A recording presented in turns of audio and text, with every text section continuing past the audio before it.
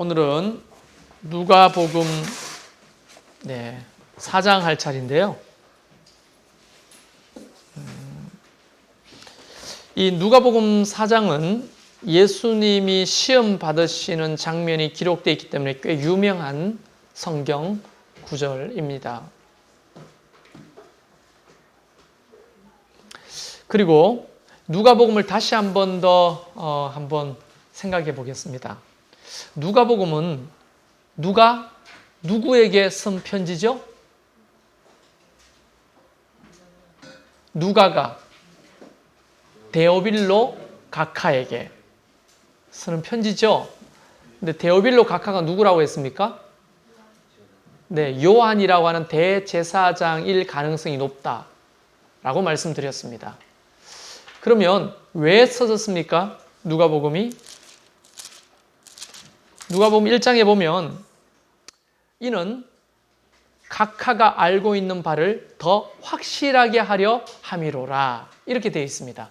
자, 요한 대제사장을 제사장을 각하라고 부릅니다. 헬라식 표현으로. 그런데 이제 이것도 추측입니다. 사실 추측인데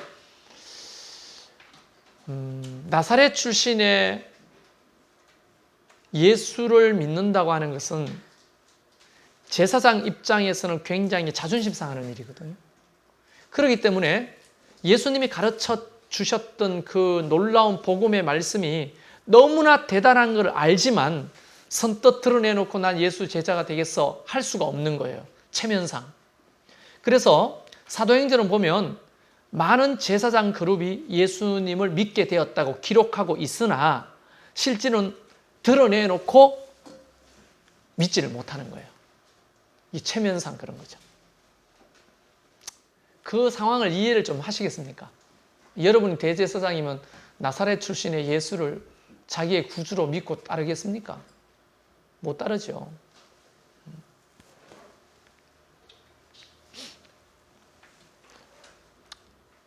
옛날에 이거는 제가 뭐 피해의식이 있어서 이렇게 말할 수도 있어요. 제가 옛날에 시골의 어떤 교회를 섬겼는데 그때 나이가 24살인가 그랬어요. 그런데 제가 아동부 전도사를 맡고 있었거든요. 근데 아동부 교사 중에 장로님 아들이 있었는데 26살이야. 나보다 2살인가 3살 많았어요. 근데 어디 다니냐면 연대 영문학과를 다녔어요. 꽤 수제지요. 그 동네에서는 꽤 수제입니다. 그래서 일주일마다 집으로 내려와서 고향 교회를 섬기고 있었어요. 착하죠? 예, 장로님 아들이고 연세대 영문학과고. 근데 아동부 교사였어요. 근데 제가 이제 20살 됐을 때 아동부 전도사니까 이 교사들을 이렇게 모아놓고 다음 주에 있을 공과책 교육을 하는 거예요. 그런데 그 26살 뭐 선생님은 탐탁지 않나, 표정이. 누가 보더라도 탐탁지 않아. 여러분, 짐승이 아닌 이상 그거 느끼잖아요? 안 그래요? 그냥 못마땅해. 그리고 성경을 가져오는데 한국말 성경을 안 가져가고 NIV, 영어 성경을 가지고 와요.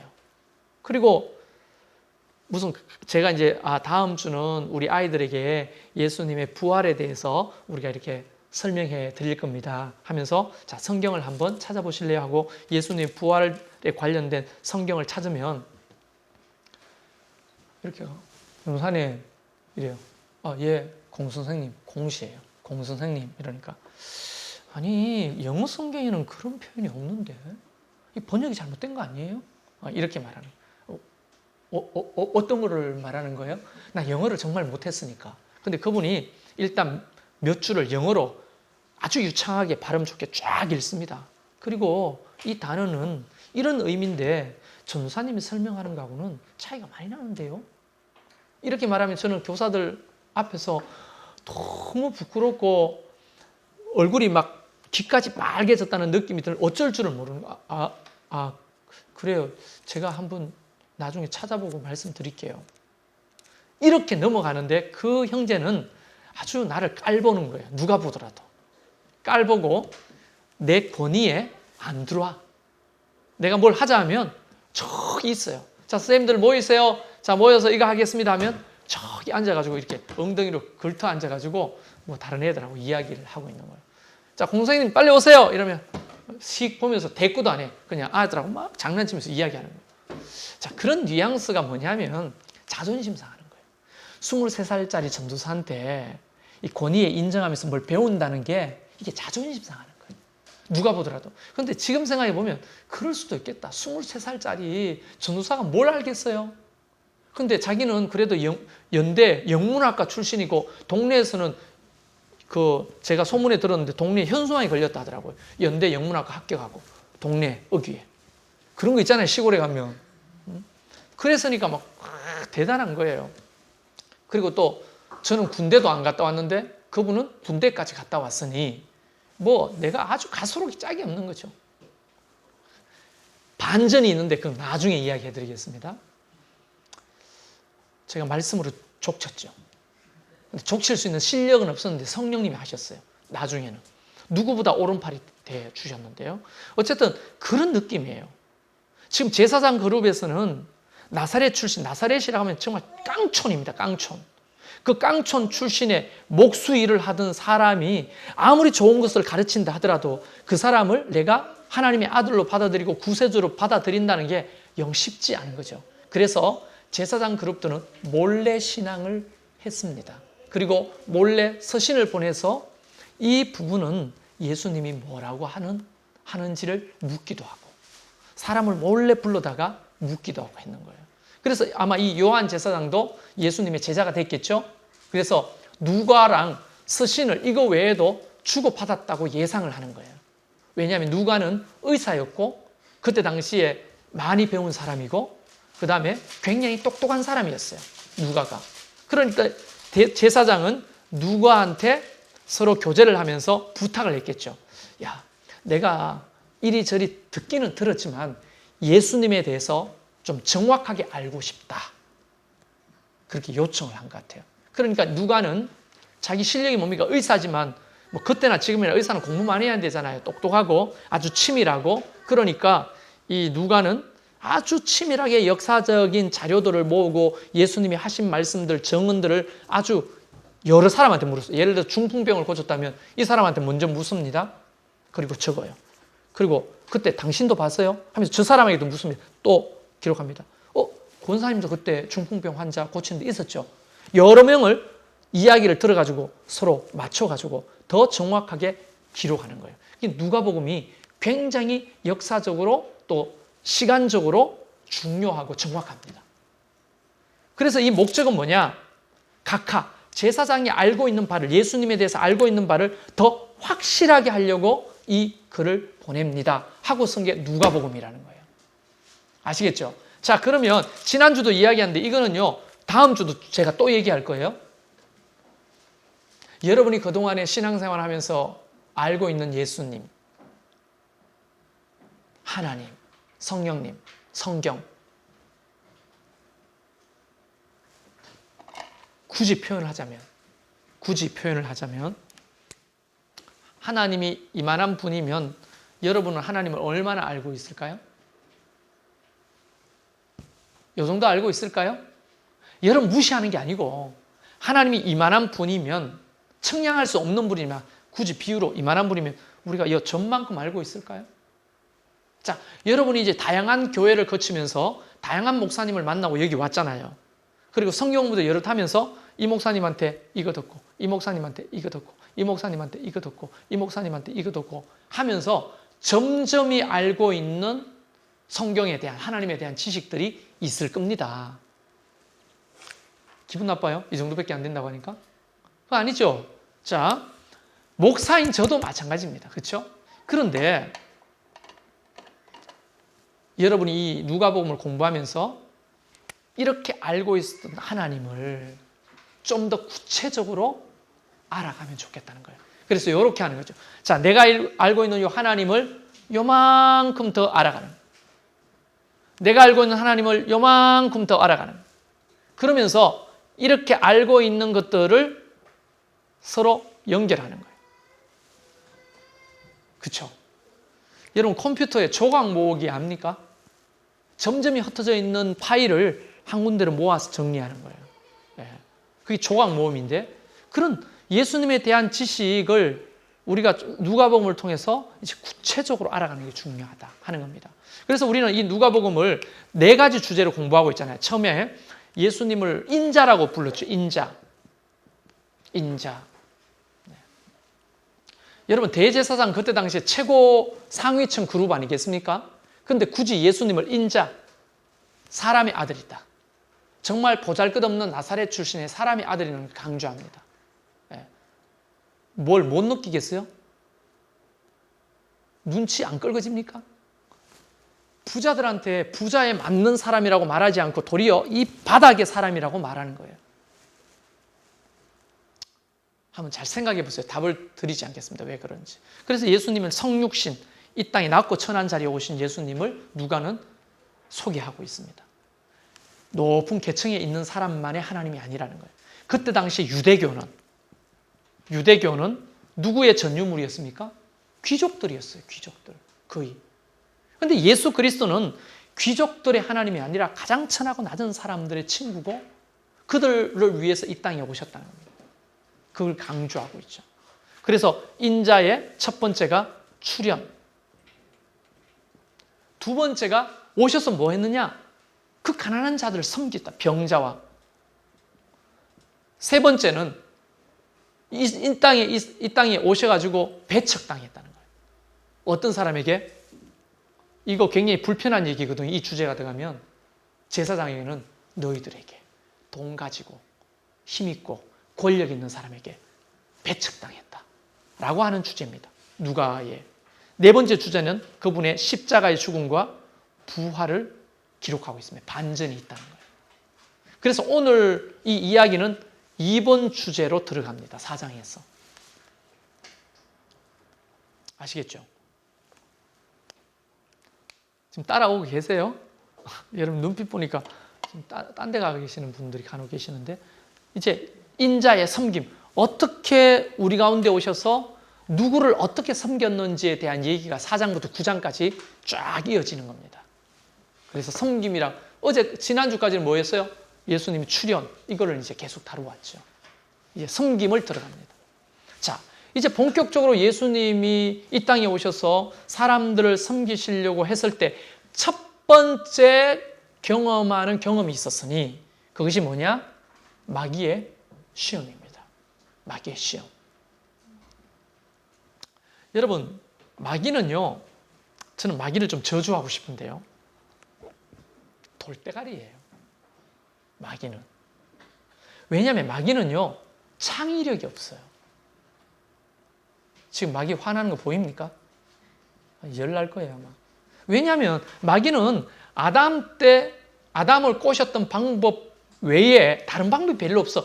그 방법으로 계속 사람을 가지고 노는 거예요. 그런데 좀 불편한 얘기를 하죠. 그렇게 창의력이 없고 똑같은 방법으로 하는데도 먹히니까 사람은 더 돌대가리다. 죄송합니다. 그러니까 하나님의 말씀 위에 서 있는 자는 그걸 딱 간파하는 거예요. 아, 이거 똑같은 거구나. 그런데 하나님 말씀 위에 서 있지 않은 자는 그 마귀가 창조 때부터 했던 방법을 가지고 와도 넘어지는 거예요. 이게 희한합니다. 그래서 요한일서 2장에 보면 이런 말 들어봤을 거예요. 육신의 정욕. 들어보셨어요? 그리고 안목의 정욕. 이생의 자랑. 다 아버지께로부터 오는 것이 아니요 세상으로부터 온 것이라. 대부분 사람들이 어디에 넘어지냐? 육신의 정욕, 안목의 정욕, 이생의 자랑에 믿음을 팔아먹는 거예요. 마귀가 예를 들어서 아담에게 와가지고 한 게 뭐예요? 육신의 정욕 아닙니까? 육신의 정욕. 예를 들어서 야, 이거 먹어봐. 따먹어봐. 예수님한테 와가지고 이 돌로 떡을 만들어봐. 이런 거 아닙니까? 야, 10만 원으로 1000만 원 만들어봐. 10만 원으로 1000만 원 어떻게 만들어요? 땀 흘림 없이. 도박 이런 거. 땀 흘리지 않고 하는 거 해봐. 그거 다 사실은 육신의 정욕을 가지고 우리를 시험 들게 하는 겁니다. 그때 예수님이 처음 그 광야에 나가서 시험 받으실 때 뭐라고 합니까? 사람이 떡으로만 살 것이 아니다.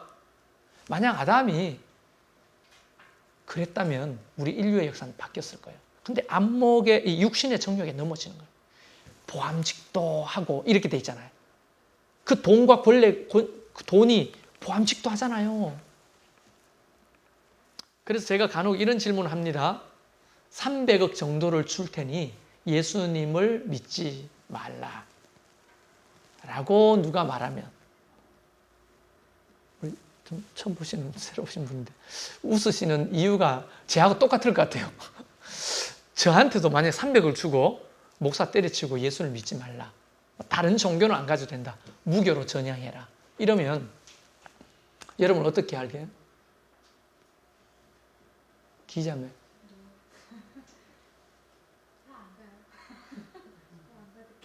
진짜? 오, 진짜 대단한데요. 노영두 집사 어떻게 생각해요? 300억이 눈앞에 보입니다.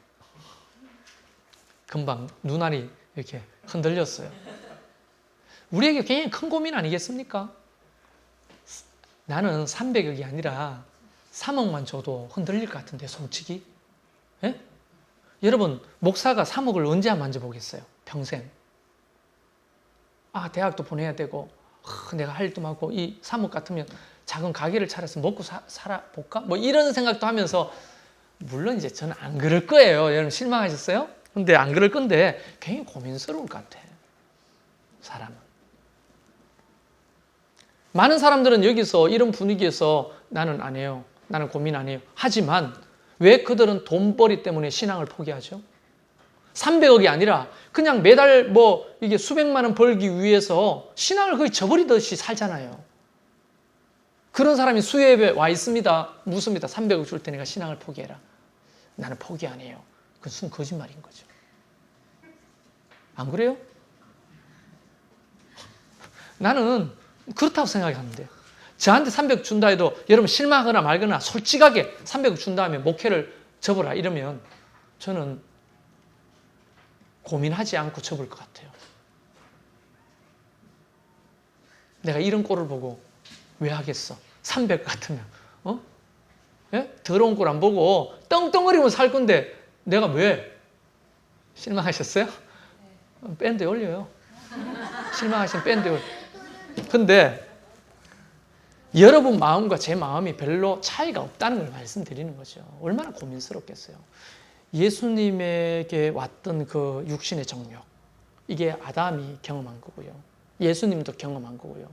수많은 믿음의 선조들이 그 마귀의 유혹에 넘어진 거 아닙니까? 떡으로만 살 수 있다고 착각하게 하는 거 아닙니까? 근데 예수님이 사람이 떡으로만 살 것 아니요. 하나님의 말씀으로 말미암아 사느니라. 하나님의 말씀이 없으면, 오늘도 이제 수요 성경 공부하는 팀하고 그런 얘기를 하면서 매일 울어. 수요 팀이 어떻게 맨날 울어요. 와가지고 울고 눈물이 없는 날이 없어. 우는데 그런 거예요. 무슨 고민이냐면 이런 거죠. 말씀이 내 속에 있으면 어떤 일이 일어날까?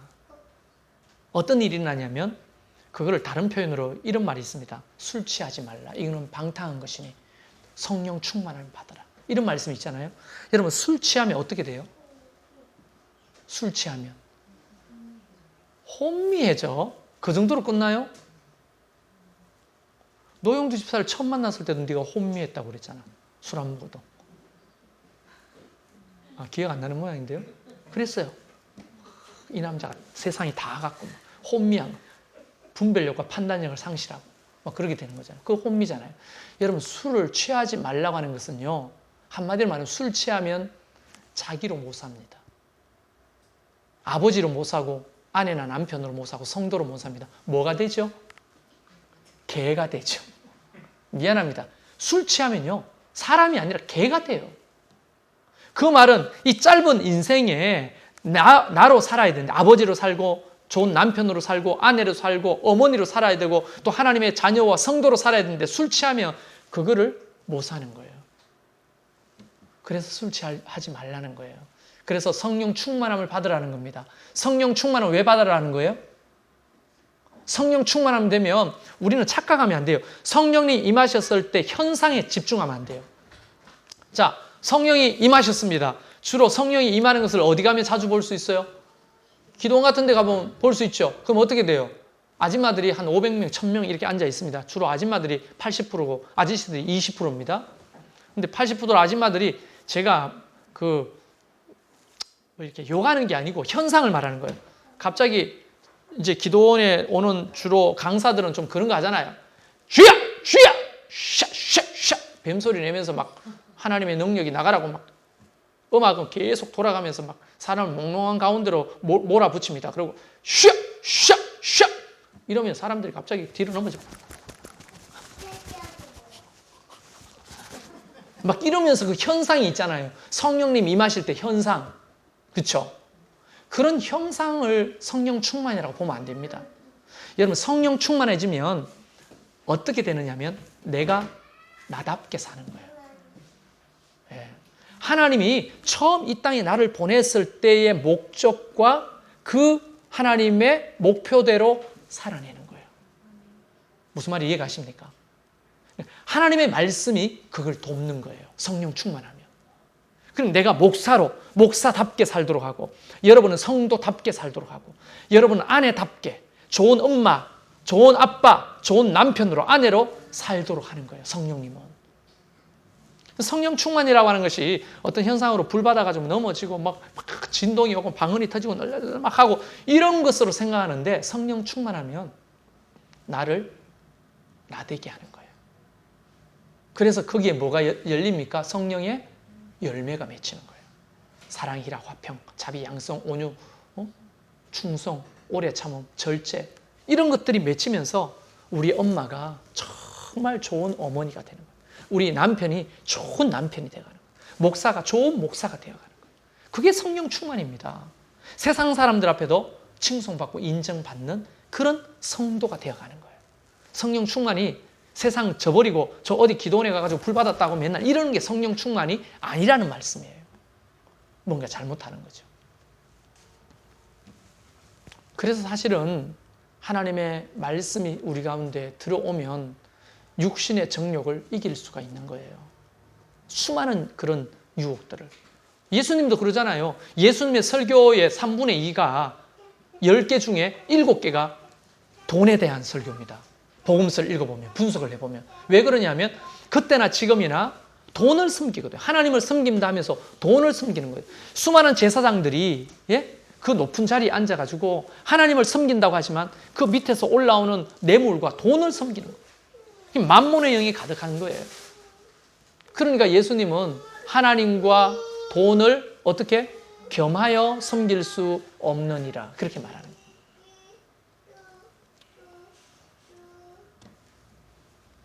두 번째가 뭡니까? 예수님이 갑자기 사단이 예수님을 끌고 산 위에 올라가가지고 천하만국을 보여주면서 모든 권위와 영광을 너에게 줄 것이다. 나에게 절해라. 안목의 정욕이잖아요. 눈에 보이는 거, 와, 저거 멋있다. 아, 저거 대단하다. 저거 가지고 싶다. 안목의 정욕 말이에요. 남자들에게 가장 안목의 정욕을 자극하는 게 뭐죠? 다 그런 건 아닙니다. 차. 람보르기니 같은 거 지나가면 눈 돌아가는 거예요. 또 아가씨들이 비키니 입고 지나가면 눈 돌아가는 거예요. 눈이. 이게 내가 가질 수 없는 것들을 향하여서 끊임없는 안목의 정력을 가지고 있는 거예요. 우리 여자분들도 마찬가지죠. 왜 명품 백에 그렇게 환호하는 겁니까? 예? 물론 여러분은 뭐 명품 백에 환호하는 분은 아니겠습니다만은 뭐 그 아줌마들이 모여서 내가 그 브라우니에서 이야기하는 걸 잠깐 들었는데요. 듣고 싶어가 들은 게 아니라 아줌마들이 모여서 이야기하는데 학부형들 모임인 것 같아. 근데 이제 학부형들 이야기면 애들 이야기하고 뭐 이런 걸 한 줄 아는데 그게 아니라 이야기하는데 자기. 여자들끼리는 자기라고 부르대요. 자기야. 나 신상 뭐 하나 얻어 걸렀어. 뭐 하면서 이야기를 하니까 언니 그거 샀어? 나도 샀는데 야 그거 말고 이게 있어 하면서 무슨 남발을 대더니만 무슨 난 알아듣지도 못한 이야기가 이런 에디션이 있어. 그게 더 좋아. 아니야, 그거보다 이게 더 좋아 하는데 이름도 알지 못하는 명품 백 이름을 막 줄줄줄 얘기하더라고요. 근데 진접을 무시하는 게 아니고 진접은 중상층 정도 이하가 사는 동네 아닙니까? 어때요? 물론 상류층도 사는 사람이 있습니다. 무시하는 여러분 중에 상류층이 있으면 죄송합니다. 근데 이 그 진접이라고 하는 동네가 중에서 중하 정도 사는 사람들이 많아요. 근데 그분들이 그 수백만 원짜리 무슨 특별 스페셜 에디션의 무슨 명품 가방을 가지고 있다는 것들이 이게 무슨 자랑거리가 되나요? 뭐 남편이 큰 마음 먹고 사주는 선물을 가지고 있는 건 괜찮습니다만은 그것에 눈 돌아가는 것은 내가 볼 때는 허영이죠. 그런데 보세요. 그것이 대부분 다 안목의 정욕 아닙니까? 내가 분수에 가질 수 없는 건데 가지고 싶은 마음들. 이거 다 있잖아요. 안 그래요? 여러분 안 그런 뭐 성령이 충만하면 안 그럴 수 있습니다. 목사에게는요. 어떤 안목의 정력이 있어요? 온누리교회, 사랑의 교회 이런 데 보면 나 저런 데 목사 되고 싶다. 큰 교회 목사 되고 싶다. 한날은 뭐 MS 교회 담임 목사님이 제가 섬기는 교회에 왔어요. 왔는데 부목사가 그 에쿠스 차를 탁 여니까 목사님이 딱 내리셨어요. 근데 그 바바리 코트를 부목사 손에 딱 걸치고 가방을 들고 목사님한테 탁 이러는데 목사님은 눈길도 한번 안 주고 저희 교회 계단을 올라왔어요. 그러니까 뒤에서 막 총경구름으로 비서 목사가 따라오는 거예요. 근데 운전하는 사람 누군가 봤더니 운전하는 사람 따로 있고 또 그런 걸 봤을 때 괜찮네 저거. 응? 와 좋겠다. 여러분 저희 그 교회 이제 그 부목사들 좀 아는데 주일날 목사님 올라오시면요 높은 그 계단이 쭉 있는데 계단 양쪽에 부목사들이 쫙 도열했습니다. 목사님 올라오면 안녕하십니까 인사 쫙 하는 거예요. 목사님이 눈길도 안 주고 그냥 쫙 올라간대요. 주일날 아침에. 멋있지 않아요? 그런 걸 보면 목사들이 눈 돌아가는 거예요. 제가 부산 수영로 교회에 처음 생겼을 때 구경 갔거든요. 교회가 잘 지었다기가. 구경 갔는데 목사님이 한 20여 명 같이 갔어요. 그런데 모두가 어디서 줄을 서서 기다리는 줄 아세요? 강대상에 올라서서 사진 찍는 거예요. 한 5천석 정도 되는 그 강대상에 올라가가지고 이렇게 설교하듯이 이렇게 서 있으면 사진 찍는 거예요. 자, 다음 목사님 올라. 다음 목사님 올라. 저는 올라가서 사진 찍었을까요? 안 찍었을까요? 네? 찍었습니다. 언제 그 5천석 되는 강단에 올라서가지고 한번 이렇게 강단을 잡고 사진 찍어 보겠어요. 그러면서 목사님들이 부러워하는 게 눈에 선하게 보여요. 저는 그때 전도사였는데. 그리고는 드디어 어디 갔느냐? 그 정필도 목사님의 집무실을 갔어요. 견학을. 근데 딱 들어가자마자 비서 그 테이블이 있고 옆에 뭡니까? 도서관처럼 서재가 쫙 있는. 와.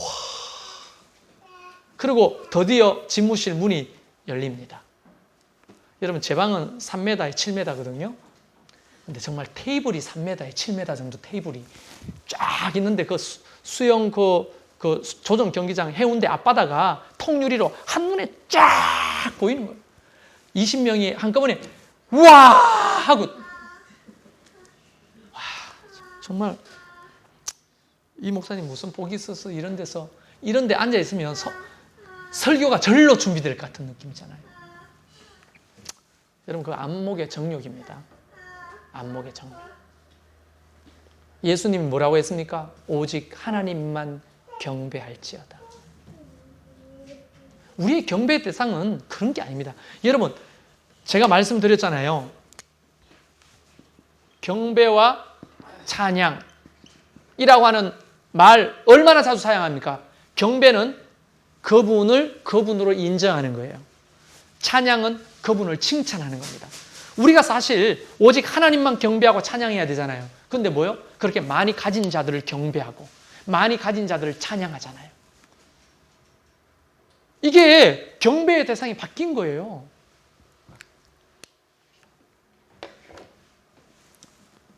그래서 사실은 이 안목의 정력을 이겨야 되는데 많은 사람이 여기 넘어지잖아요. 여기에. 그 다음에 예수님을 높은 꼭대기로 데리고 올라와 뛰어내리라. 그러면 천사가 네 발을 땅바닥에 받치지 않도록 잡아주면 얼마나 놀라운 기적으로 사람들이 놀라겠냐. 너를 숭배하겠냐. 헛된 기적을 행해라고 하죠. 그때 예수님은 주 너의 하나님을 시험하지 말라. 나는 헛된 어떤 기적을 통해서 인기를 얻으러 온 게 아니라는 거예요. 그게 뭡니까? 이생의 자랑 아닙니까? 나 뛰어내렸는데도 안 죽었다. 나 물 위로 걸었다. 나 죽은 사람도 살렸다. 병자를 고쳤다. 나 하나님의 아들이다. 이걸 자랑하러 오신 분이 아니에요. 우리는 사실 얼마나 많은 자랑을 합니까? 이생의 자랑. 그런 자랑이 사실은 하나님 보실 때는 헛된 것이죠. 여러분, 개미 사회 제가 비유로 많이 들잖아요. 개미들끼리 나 이만한 이파리 있다? 그랬더니 한 마리 개미가 나는 그거 2개 있는데? 어떤 개미가 웃으면서 우리 집에 와봤냐? 우리 집에 창고는 셀 수도 없이 이파리가 많다. 그걸 우리가 지켜본다고 하면 얼마나 가소롭게 짝이 없겠어요. 이파리가 하나를 가졌든 100개를 가졌든 그게 뭐 우리 인간들이 볼 때는 그 가소롭게 짝이 없는 거 아니에요? 근데 사실 우리 인간도 그러는 거죠. 높은 자나 낮은 자나 그 종기의 가치는 똑같은 데인데 가지고 있는 거, 권세, 인기 이런 것들을 이생의 자랑을 굉장히 중요하게 생각하는 거예요. 이게 다 아버지께로부터 오는 것이 아니고 세상으로부터 오는 것이다. 예수님은 뭐라고 시험하지 말라. 내 주 너의 하나님을 시험하지 말라. 여러분 이게 육신의 정욕, 안목의 정욕, 이생의 자랑 다 통하는 겁니다. 거기에 넘어지는 거예요, 우리가. 여러분에게 오는 시험들을 한번 생각해 보세요. 다 그런 거 아니에요? 그런 것들을 예수님이 이기고서야 드디어 섬김의 사역이 시작되는 겁니다. 섬김의 사역. 그러면서 누가복음 4장 14절부터 9장 50절까지 숨가쁘게 예수님은 병자를 고치는 일을 합니다. 그런데 병자를 보면 면면이 다 가난하고 헐벗은 사람이에요. 그래서 귀신을 몰아내고 베드로의 장모를 고치고 나병 환자와 중풍병자를 고치고 안식일에 병자를 고치고 백부장의 하인을 고치고 과부의 아들을 살리고 혈류증 앓던 여자를 고치고 야이로의 딸을 일으키고 귀신 들린 아이를 고치고 풍랑을 잠잠하게 하고 귀신들을 돼지떼로 쫓아내고 5,000명을 먹이고 이런 것들을 계속 설명하고 있습니다. 누가는. 그런데 이런 사역, 섬김을 통해서 사람들의 반응이 2가지로 나뉘는 거예요. 2가지로. 예수님이 이제 9장까지 계속 그런 사역들을 숨가쁘게 하는데 대부분 가난하고 헐벗은 사람들을 고치고 살리고 세우고 하는 거예요. 그런데 반응이 2가지야. 첫 번째 반응은 뭐냐면 누가복음 4장 14절 15절을 보면 예수께서 성령의 능력으로 갈릴리에 돌아가시니 그 소문이 사방에 퍼졌고 친히 그 여러 회당에 가르치심에 뭇 사람들에게 뭘 받으시더라? 칭송을 받으시더라. 첫 번째 반응이 뭐냐면 칭송입니다. 칭송. 칭송이 뭐예요? 칭찬하고 그분을 올려드리는 거죠. 칭송. 많은 사람이 칭송하는 거예요. 그런데 여러분 그런 일을 하면 칭송만 하면 되는데 또 다른 반응을 가진 사람이 등장합니다. 이게 오늘날 똑같아요. 구조가. 자, 어떤 구조냐? 누가복음 6장 11절에 보면 그들은 노기가 가득하여 예수를 어떻게 할까 서로 의논하니라. 노기가 가득하다. 노기가. 노여움과 살기의 합성어죠. 그 분노로 죽이려고 하는 마음이 가득했다는 거예요. 노기가. 어떻게 똑같은 하나의 현상을 보고 어떤 사람은 이렇게 반응하고 어떤 사람은 이렇게 반응하느냐는 거예요. 그래서 사실 나사렛에 예수님이 자랐던 곳 아닙니까? 고향으로 돌아갑니다. 돌아가가지고는 무슨 말씀을 하냐면 회당에 들어가가지고 그 나사렛 그 성지순례 가보시면 예수님이 가르쳤다는 회당 가보셨잖아요. 그 조만한데 그 조만한 회당에서 이제 이사야 61장에 있는 얘기를 합니다. 주의 성령이 내게 임하셨으니 이는 가난한 자에게 복음을 전하게 하시려고 내게 기름을 부으시고 나를 보내사 포로된 자에게 자유를 눈먼 자에게 다시 보게 함을 전파하여 눌린 자를 자유케 하고 주의 은혜의 해를 전파하게 하려 하심이라 하였더라 하고 책을 덮어서 하는 말이 이 글이 오늘 너의 귀에 응하였도다. 이 말이 뭐냐면 내가 바로 그로 왔다 이 말이에요. 자, 한번 생각해 보세요.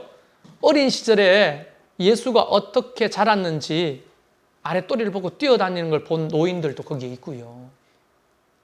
요셉을 육신의 아버지 요셉을 아는 사람도 있고, 어머니 마리아와 친구인 아줌마들도 있고, 할머니들도 있고요. 그리고 또 그때 이제 마리아의 나이는 한 40 중반 내지 50 정도 된다고 추측하죠. 그러니까 그때 당시에 평균 연령이 짧기 때문에 뭐 오래 산 사람 별로 없죠. 그래도 뭐 노인의 축에 속하죠. 그런 노인들이 절비한 거예요. 아니 예수가 어떻게 자랐는지 알고 무슨 일을 했는지 다 알고 동생이 누군지도 아는데 자기가 와가지고는 이사야 책을 펴고는 바로 구약에 예언했던 그 메시아가 바로 나다. 이러니까 동네가 발칵 뒤집어진 겁니다.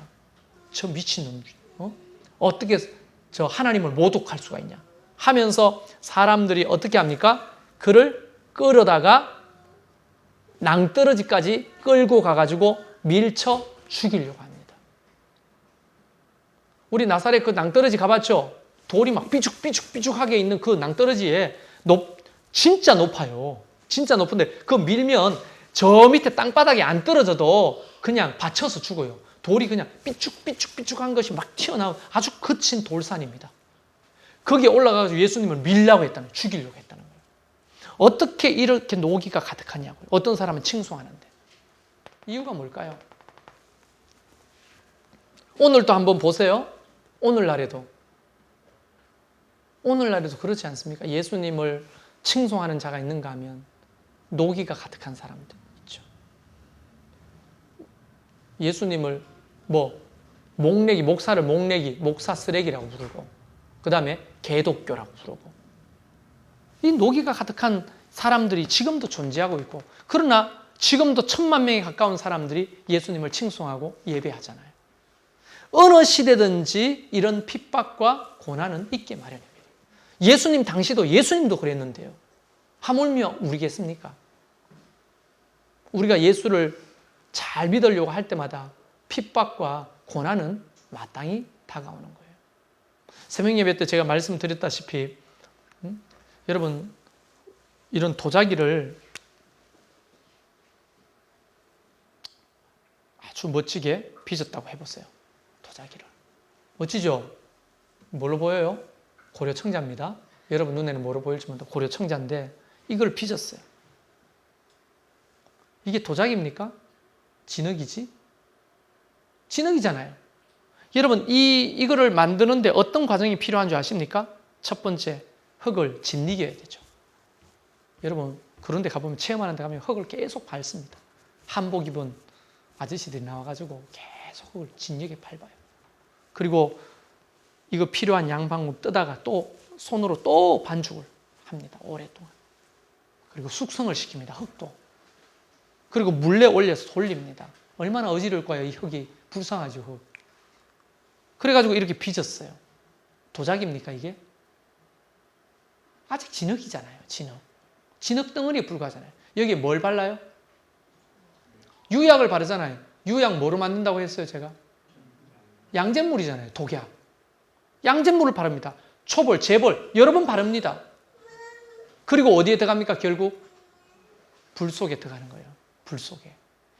불가마를 거쳐야만 명품 고려청자가 되는 거예요. 교회도 마찬가지입니다. 여러분 우리 교회가 개척하고 7년 반 됐는데 얼마나 많은 어려움이 있었는지 아십니까? 그걸 내가 책을 쓸 생각이에요. 한 10주년째쯤 책을 써볼 작정이에요. 너무 많은 일이 있었던 거예요. 그런데 그런 불시험을 거쳐가면서 교회 다워지는 거예요. 여러분, 불에 들어가면 불순물들이 제거되면서 피어해지잖아요. 순수해지잖아요. 그래서 불시험이 필요한 겁니다. 성도나 교회나 다 마찬가지입니다. 그 다음에 또 이 불시험을 통해서 우리는 빛깔이 나기 시작하는 거죠. 얼마나 아름다운 빛깔과 광택을 납니까? 그런 수많은 어떤 불시험들이 있는 거예요. 그래서 성경에는 뭐라고 되어 있습니까? 불시험 당하는 것을 뭐하게 생각하지 말라? 처음 들어보는 말씀이에요. 불시험을 당하는 것을 이상히 여기지 말라는 거예요. 여러분, 그 고난과 환난 속에서 정말 아름다운 작품이 탄생하는 거예요. 그래서 야고보서에서도 시험 당하는 것을 이상하게 생각하지 말라. 시험은 연단은 인내는 소망을 만들어냅니다. 그걸 통해서 우리가 멋진 명품이 되는 거예요. 그런데 이 불시험을 견디지 못하고 그냥 깨지거나 포기하거나 이래 되면 안 되죠. 저도 기도를 많이 합니다. 힘들고 어려울 때마다 목회를 그만둘까? 어디 하면 먹고 살 데가 없을까? 한반수 집사님 찾아갈까? 택시 어디 할 수 있는데 좀 소개해달라고. 나 운전은 자신 있으니까. 그런 생각도 해보고요. 소고기 국밥 장사를 해볼까? 노형두랑? 이런 생각도 해보고.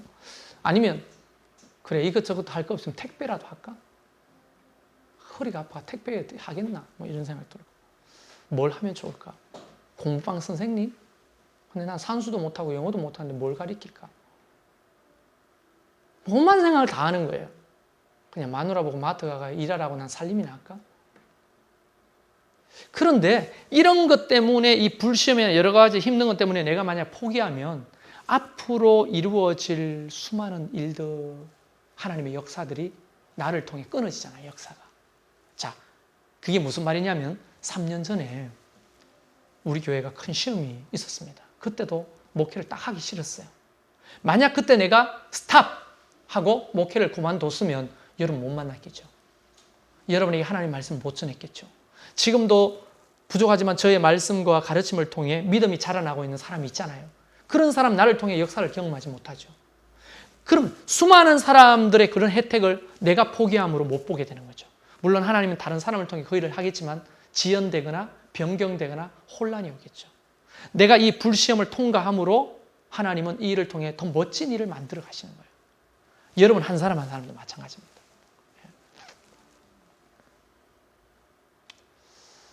여러분 이렇게 주님은 여러 가지 칭송을 받을 뿐 아니라 노기까지 경험하면서 우리를 섬기시기 시작하는 거예요. 분위기 쫙 좋은데 섬기는 건 누가 못해요. 방해하는 세력도 있고 넘어지려고 하는 세력도 있고 나를 잡아 죽이려고 하는 세력도 있는데도 불구하고 그 가난하고 힘든 사람들을 섬겼던 예수 그리스도. 그것이 우리가 닮아야 될 예수님의 성품 아니겠습니까? 그것이 바로 믿음이 아니겠습니까? 네. 그래서요, 저를 위해 기도해 주시고 저는 여러분을 위해 기도하는데 어지간한 시험에 포기하지 말고 어지간한 시험에 넘어지지 마시길 바랍니다. 그 시험을 우리가 함께 예수의 이름으로 어떻게 해야 돼요? 극복해 가기를 바라요. 그러면 장담하건대요. 이 흙덩어리가 불 속을 거쳐 나오면 명품 청자가 되는 것처럼 우리의 믿음이 그렇게 되는 거예요. 근데 이제 제가 목사하면서 봤더니 조그만 시험에 또 넘어지고 포기하고 좌절하고 또 떠나버리고 포기하고 좌절하고 떠나버리고 언제 명품이 됩니까? 그래가지고. 그래서 신앙은요, 그 환란 속에서 견디는 거. 뭘 붙들고 견뎌요? 말씀 붙들고 견뎌요. 말씀. 그게 반석 위에 집을 짓는 거예요. 반석 위에 집을 지었다고 창수가 안 나고 바람이 안 붑니까? 반석 위에 지었기 때문에 바람이 불고 파도가 쳐도 흔들리지 않는 거예요. 그런데 반석 위에 짓지 않으면 순식간에 다 무너집니다. 모래처럼. 그게 너무 안타까운 거예요. 그래서 오늘 말씀 들으러 오신 여러분에게 복이 있는 줄로 믿습니다. 네. 이런 것들이 쌓이고 쌓여서 기초가 되고 이것들이 쌓여서 반석이 되고 그 위에 여러분이 집을 짓게 되는 거예요. 할렐루야. 다음 수요일도 만나기를 소망해 보면서 우리 같이 찬양하고 기도하고 마치겠습니다.